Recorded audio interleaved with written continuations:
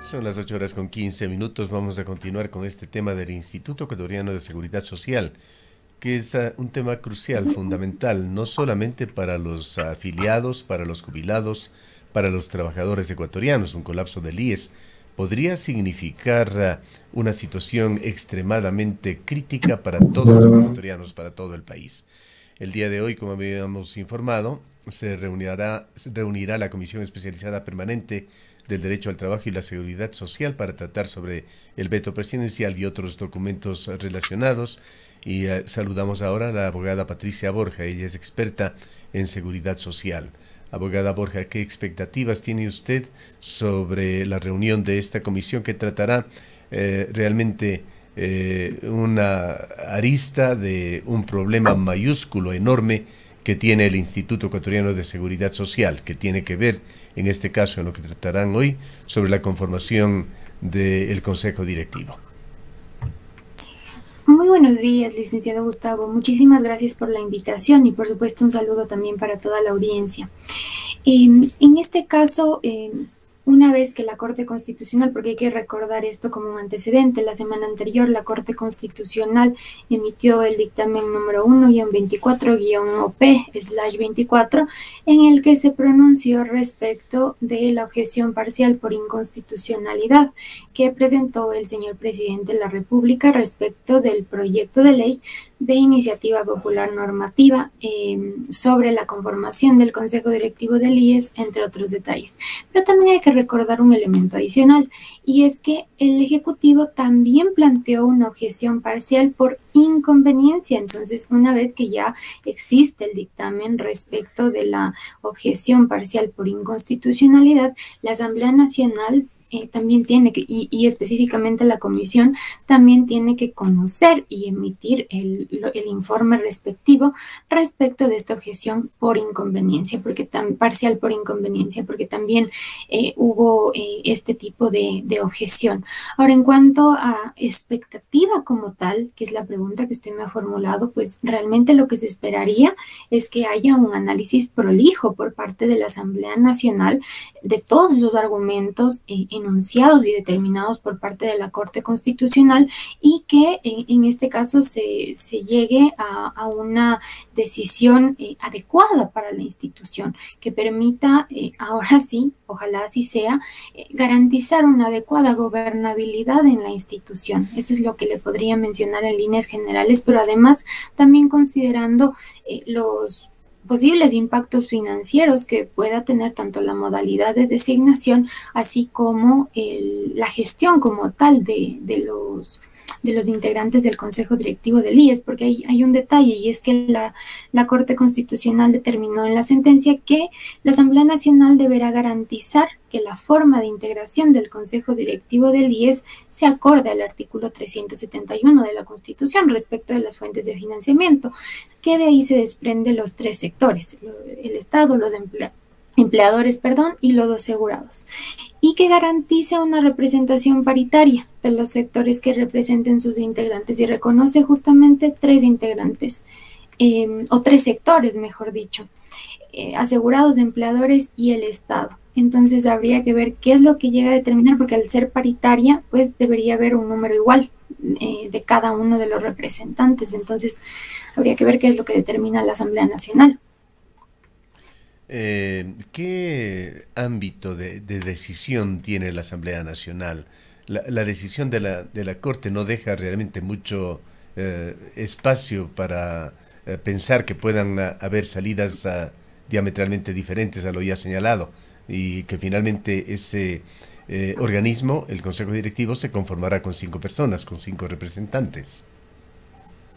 A ver, en este caso, la Corte por una parte hizo el análisis respecto que no veía en general un inconveniente en el hecho de que haya, o en el planteamiento de que haya dos integrantes adicionales en el Consejo Directivo. Sí, eso lo señaló por una parte, pero al final la Corte señaló que debe garantizar la Asamblea Nacional que la forma de integración sea acorde al artículo 371 de la Constitución, considerando el tripartismo como principio que ha Esto sido, del como les menciono, tripartismo, reconocido por la Corte. esto del tripartismo es señalado específicamente en la sentencia de la Corte.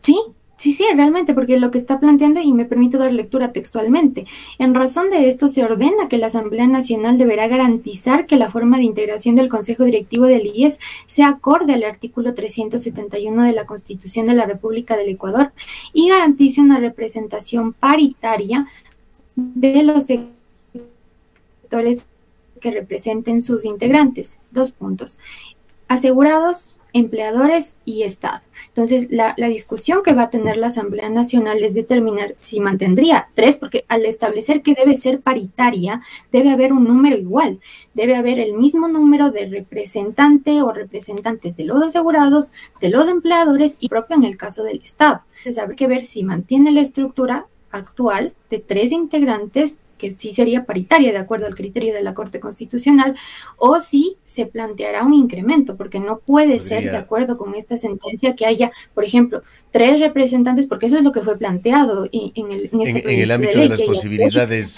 pensando en salidas salomónicas quizá, podría eventualmente elevarse a 6 los representantes. Esa podría ser una posibilidad y justamente esto es lo que fue cuestionado en el voto salvado emitido por el doctor Herrería, por el señor juez Herrería, porque él señala en su voto salvado que la Corte en este análisis no ha considerado que al establecer que sea paritaria podría dar lugar a un mayor número de integrantes en el Consejo Directivo del IES y más burocracia. Eso es lo que él señala textualmente en su voto salvado. Entonces, una de las opciones podría ser esa, que haya, porque debe ser paritaria, seis integrantes. Abogada Borja, ¿cómo estaba conformado el Consejo Directivo en cuanto a número de miembros? Actualmente está, según la normativa, incluso con la reforma del 2022, tiene 3 integrantes. Un representante del Ejecutivo, un representante de los empleadores y un representante de los asegurados. No venía funcionando en forma paritaria. En el caso de los asegurados entró por acción de protección indebidamente concedida en Quevedo el señor Gómez y también la señora Maldonado. Pero ni con los 3 ni con los 5 tenía esta conformación paritaria. En el caso de los 3 sí se podría hablar de una conformación paritaria porque hay un integrante por cada sector.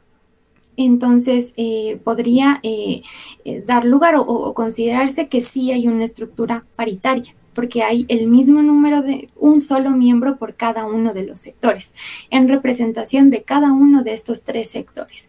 Pero lo que ahora dependerá de lo que determine la Asamblea Nacional es si habrá 2 integrantes por cada uno de los sectores o 2 representantes por cada uno de los sectores, o inclusive partiendo de lo que fue originalmente planteado por este proyecto de ley, que haya, o como terminó, mejor dicho, aprobado por parte de la Asamblea Nacional, que haya 3 representantes de los asegurados, porque eran 2 de los afiliados activos y 1 de los jubilados. El Entonces, tema podría dar lugar a que haya 9. Posiblemente será zanjado con una nueva consulta a la Corte. En este caso, la Corte ya estableció estos parámetros y ahora solamente según el procedimiento previsto por la Ley Orgánica de la Función Legislativa, la Asamblea Nacional tiene que dar cumplimiento en los plazos que están previstos, que ya están corriendo, para que en este caso la comisión elabore un informe que deba ser pasado a conocimiento primero del señor presidente de la Asamblea Nacional, para que pueda ponerlo en el orden del día y en un solo debate pueda emitir un pronunciamiento a la Asamblea Nacional. Pero al existir dudas sobre la interpretación de lo que señala la Corte, ¿no se abre la posibilidad de una nueva consulta a la Corte para aclarar las dudas? Lo que podía hacer, si es que tenía alguna inquietud, alguna situación que no estuviera clara, a través en este caso del procurador de la Asamblea Nacional, podría haber interpuesto un recurso horizontal de aclaración al dictamen. Al menos de lo que yo pude observar, no ha sido presentado un recurso de horizontal de aclaración respecto del dictamen. Esa era una de las posibilidades que en este caso tenía la Asamblea Nacional, si es que había alguna inquietud respecto del alcance del dictamen. Pero en este caso, como le menciono, eso es lo que determinó la Corte Constitucional. Debe haber una representación de los 3 sectores, pero debe ser paritaria. Entonces no podría dar lugar a que haya, como está planteado, 3 integrantes de los asegurados y uno de los empleadores y uno del ejecutivo. Bien. Veamos Debe ser cómo se paritario. dirime. Ahora, en el otro aspecto de los costos y la complejidad de la elección, siendo una elección universal, ¿qué problemas ve usted? En este caso, lo que primero determinó la Corte Constitucional es que lo que estaba planteado en el proyecto se relacionaba con que sea el Consejo Nacional Electoral quien esté a cargo del proceso, que sí, señala la Corte, correspondería de acuerdo con la Constitución, pero lo que también estaba previsto es que sea el Consejo Nacional Electoral quien elabore el presupuesto en términos generales del proceso y que simplemente lo remita al director general del IES para que financie, para que transfiera los respectivos recursos. Y lo que señaló la Corte es que eso sí podría generar una contravención a la Constitución porque en el artículo 372 está prohibido que cualquier autoridad, cualquier institución disponga de los fondos y reservas del Seguro Universal Obligatorio, que los menoscabe o que intervenga en estos fondos. Entonces, lo que ha señalado la Corte es que deberá existir en coordinación con los organismos públicos competentes, pues la Asamblea Nacional deberá realizar una identificación plausible de las fuentes de financiamientos. Habría que ver igualmente qué es lo que determina la Asamblea Nacional para costear los procesos de elección de los integrantes del Consejo Directivo del IES, y lo que señala así la Corte, más básicamente, y perdone la expresión, pero es a ver cómo soluciona este problema la Asamblea Nacional de alguna manera. Pero los lineamientos generales que ha establecido la Corte es que no se debe poner en peligro o en riesgo la sostenibilidad del sistema de Ahora, seguridad el social. directivo Henry Llanes resume este problema, el económico, en 12 millones de dólares cada 4 años, que es algo que puede manejarse. En este caso, lo que señaló el estudio que elaboró el Instituto Ecuatoriano de Seguridad Social es solamente un estimado, realmente, porque hacía una referencia a los costos que había planteado el Consejo Nacional Electoral respecto del mecanismo de designación que fue y está previsto por la ley reformatoria de la Ley de Seguridad Social referente a la conformación del Consejo Directivo del IES, que está vigente desde el 1 de noviembre del 2022. Entonces es un tema realmente referencial. Hubiera sido ideal que porque sí hay algunas referencias, pero no sé si la comisión, no le podría afirmar este detalle, contó con información precisa de parte del Consejo Nacional Electoral acerca de cuáles serían los costos reales de este proceso de designación, porque en general lo que ha establecido la Corte Constitucional es que debe existir una coordinación y que debe identificar fuentes de financiamiento que sean plausibles y que no generen una afectación y que tampoco generen un escenario en el que haya una entonces que vendrá a través de decisiones de los asambleístas también del Consejo Nacional Electoral. Por allí podría incluso, me imagino yo, juntar con alguna elección de carácter nacional, siendo me parece que aproximadamente 3 millones de personas las que tendrían que votar. Podría meritar soluciones de ese tipo. Pero en todo caso, veamos qué es lo que sucede la tarde de hoy, que será una sesión bastante importante. Y antes del cierre quisiera dejarle a usted con la misma pregunta que acabamos de hacer a Henry Llanes sobre esa advertencia que hace Augusto de la Torre, en el sentido de que si no se hace, no se acomete ya con una reforma integral del IES, máximo hasta el próximo año se iniciará el colapso del Instituto Ecuatoriano de Seguridad Social.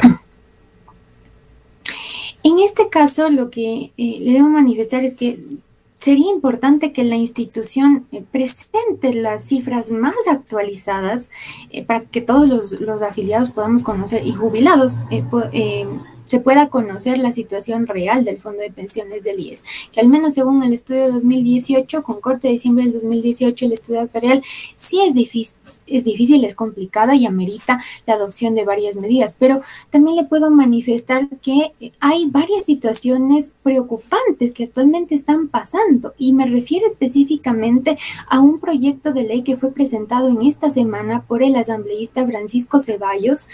El asambleísta lo que está planteando, y según se puede observar en la página, en la cuenta de X de la Asamblea Nacional, es que todas las pensiones jubilares que entregue el IES y todas las prestaciones previstas por la ley, en este caso de seguridad social, no puedan ser inferiores al salario básico unificado del trabajador en general. Es decir, las pensiones mínimas concedidas por el IES ya no estarían fijadas, según lo que está previsto actualmente, como un porcentaje del salario básico unificado del trabajador en función de los años de aporte, sino que las pensiones mínimas, según este planteamiento que no cuenta con un sustento técnico y que realmente ni siquiera debería ser calificado por parte del Consejo de la Administración Legislativa, porque uno de los requisitos que ha previsto la Corte Constitucional para el tratamiento de proyectos de ley en materia de seguridad social es contar con estudios actuariales actualizados y específicos, y al menos de lo que se puede revisar en el proyecto, no estaría soportado en un estudio actuarial y los recursos no son suficientes. Entonces, plantear este detalle porque simplemente señala el señor asambleísta que no son suficientes los recursos, las pensiones mínimas que actualmente se tiene. Por ejemplo, quien acredita 10 años de aporte, el IES no le puede pagar menos del 50% del salario básico, que son $230, y así hay otras graduaciones u otros rangos, pero lo que está planteando es que pase a equipararse a un salario básico unificado del trabajador en general, que se relaciona con uno de los planteamientos que realizó en campaña el señor presidente de la República, pero que hasta el momento, porque realmente no tenía un sustento, no lo tiene y difícilmente puede ser cumplido este planteamiento. Ojalá el IES respecto de este proyecto de ley que le menciono llegue a tener una postura con todos los sustentos para evitar que pase una situación de esta naturaleza, porque no hay los recursos, inclusive en el caso de los otros fondos, porque está planteando el señor asambleísta Ceballos que todas las prestaciones no puedan ser inferiores a un salario básico. Las prestaciones en dinero se entendería en este caso. ¿Qué va a pasar con el seguro de desempleo? ¿Qué va a pasar con el seguro social campesino? También se va a subir la pensión jubilar a un salario básico, a pesar de cuál es la consideración respecto de la aportación contributiva, o mejor dicho, de la aportación simbólica que realiza el campesino como tal, la familia, entre otros seguros. Entonces, lamentablemente tenemos una situación compleja para el seguro de pensiones, pero además hay planteamientos sin sustento de legisladores. Entonces, esto es algo realmente muy preocupante. La materia de la seguridad social debe ser tratada de forma técnica y los legisladores, pues lamentablemente no consideran esta realidad y realizan planteamientos que no, porque en el proyecto ni siquiera ha planteado cuáles van a ser las fuentes de financiamiento para cubrir estos incrementos. Es un embrollo, un problema verdaderamente gigantesco y complejo. Doctora Borja, le agradecemos mucho. Recordemos que el Banco Mundial acaba de realizar y publicar un perfil de Ecuador, y una de las conclusiones principales a las que llega es que el crecimiento de Ecuador con alto gasto público se volvió insostenible ya desde hace mucho tiempo. Gracias nuevamente por haber estado con nosotros. Muchísimas gracias a usted por la invitación. Que tenga un excelente día. Declaraciones de la abogada Patricia Borja, experta en seguridad social.